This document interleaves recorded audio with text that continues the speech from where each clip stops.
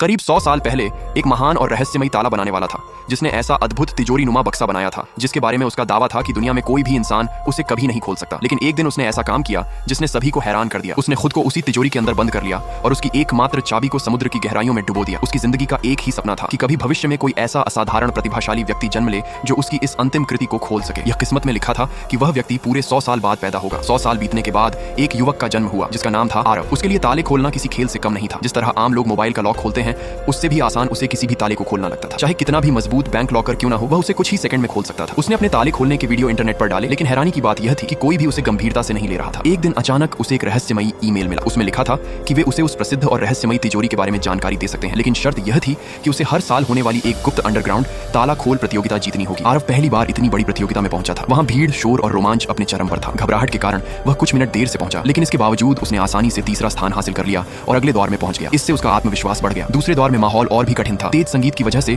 ताले के भीतर की हल्की आवाजें सुनना नामुमकिन था। तभी आरव की नजर पास खड़े एक व्यक्ति पर पड़ी जिस पर शोर का कोई असर नहीं हो रहा था। वह व्यक्ति महज 1 मिनट में ताला खोलकर सीधे फाइनल में पहुंच गया। आरव ने ध्यान से देखा तो पहचान गया। ये था विक्रम, जो पिछले 10 सालों से लगातार इस प्रतियोगिता का चैंपियन रहा था। अब बारी थी अंतिम मुकाबले की। दोनों के सामने रखा गया था दुनिया का सबसे कठिन ताला, जिसे शाही ताला कहा जाता था। समय सिर्फ 2 मिनट का था। विक्रम ने ताले की आवाज सुनने की कोशिश की, लेकिन पता चला कि ताले के अंदर हाई फ्रीक्वेंसी कंपन करने वाला उपकरण लगा हुआ था जिससे कोई भी आवाज सुनाई नहीं दे रही थी। लेकिन विक्रम पहले से तैयार था। उसने तुरंत एक विशेष साउंड एम्पलीफायर निकाल लिया, जिसे देखकर दर्शक दंग रह गए। सबको लगा कि अब जीत विक्रम की ही होगी, लेकिन आरव पूरी तरह शांत था। उसने धीरे से अपना दाहिना हाथ तिजोरी के दरवाजे पर रख दिया। दर्शकों की आवाजें तिजोरी की सतह पर बेहद सूक्ष्म कंपन पैदा कर रही थीं और आरव के हाथ उन कंपन को महसूस कर पा रहे थे। समय लगभग खत्म होने वाला था। आरव अब तक हिला भी नहीं था, इसलिए लोग सोचने लगे कि उसने हार मान ली है। लेकिन तभी अचानक उसने हाथ चलाया और मात्र कुछ ही सेकंड में ताले की तीनों परतें खोल दी। तिजोरी खुलते ही पूरा हॉल सन्न रह गया। एक नया ताला सम्राट जन्म ले चुका था। आरव उत्साहित होकर आयोजकों से बोला कि अब तो वे उसे उस पौराणिक तिजोरी के बारे में बताएंगे, लेकिन आयोजक खुद उस रहस्य से अनजान थे। उन्होंने उसे केवल इनाम की रकम दी और वहां से विदा कर दिया। अगले ही दिन आरव के सामने एक रहस्यमयी महिला प्रकट हुई और यहीं से उसकी असली कहानी शुरू होने वाली थी।